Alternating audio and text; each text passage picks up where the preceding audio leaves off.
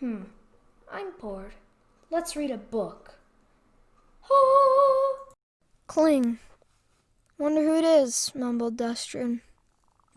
I looked at Bostrick. He stood there, plane in hand.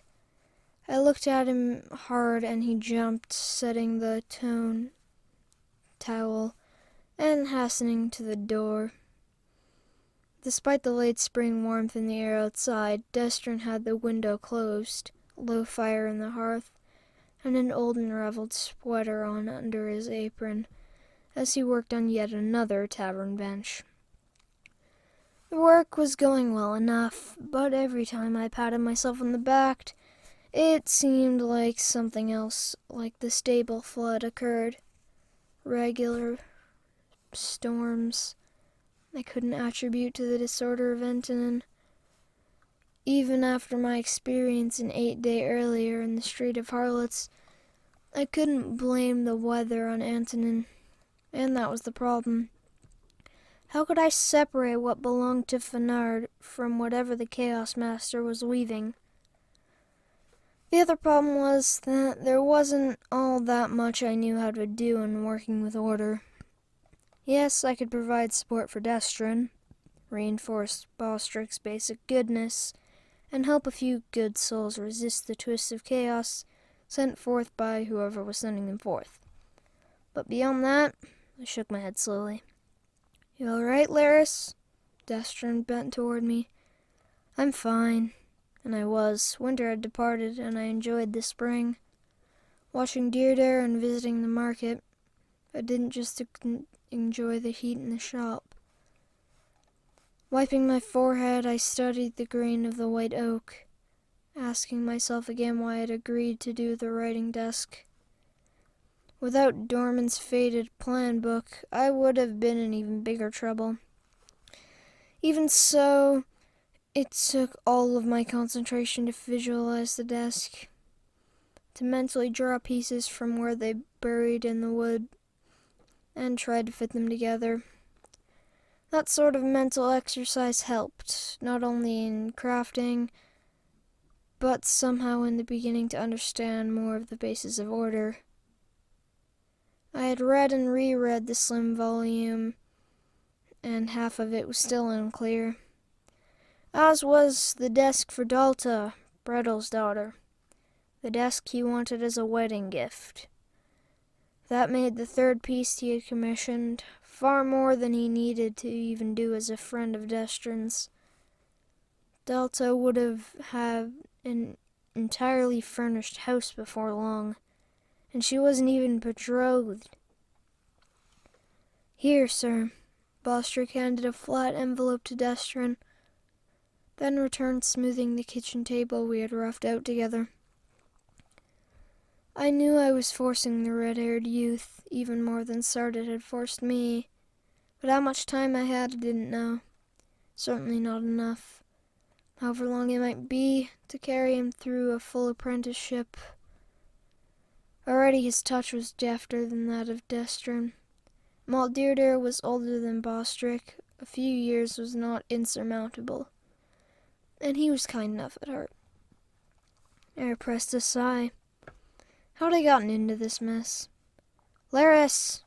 I glanced up. Destrin had perilled. He started coughing. He grasped for the bench. Bostrick looked at me. "Just get the line right," I told him as I walked around the end of the bench. "Look at this," Destrin rasped, thrusting the heavy paper at me. I glanced over the announcement. "Be it noted that the prefect must maintain the defenses of the kingdom and Gallus against the growing threat of invasion by the autarch of Kyphros.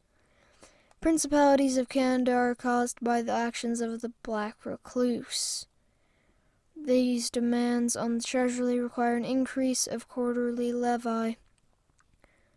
That was the standard language. Underneath, a different hand had penned in darker ink, "Destrin the Woodcrafter, quarterly levy, 5 golds. Originally, the tax bill had showed 3 golds, but 3 had been crossed out and the 5 written above it. The change bore the initial J.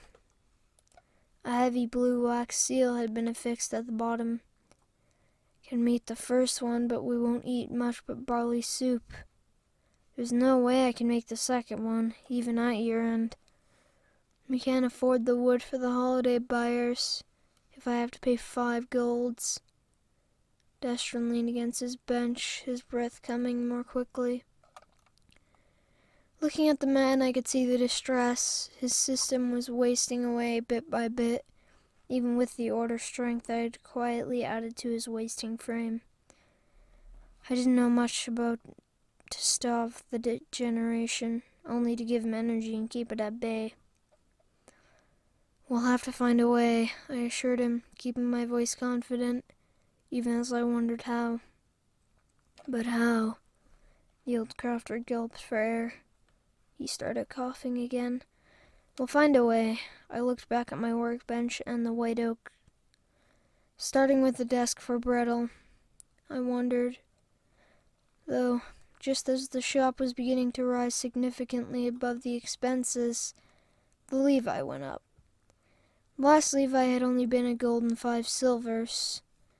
It had been doubled, and then somebody had added another 2 golds. Scarcely coincidental, I felt, but who was I to say? Who sat and collected taxes was beyond my knowledge. I was having enough trouble with woodcrafting and trying to read and learn the basis of order. You need something to drink after that, I added. Come on, let's see what Deirdre has. Destron looked puzzled, as well he might, for I had not pushed him quite so hard before.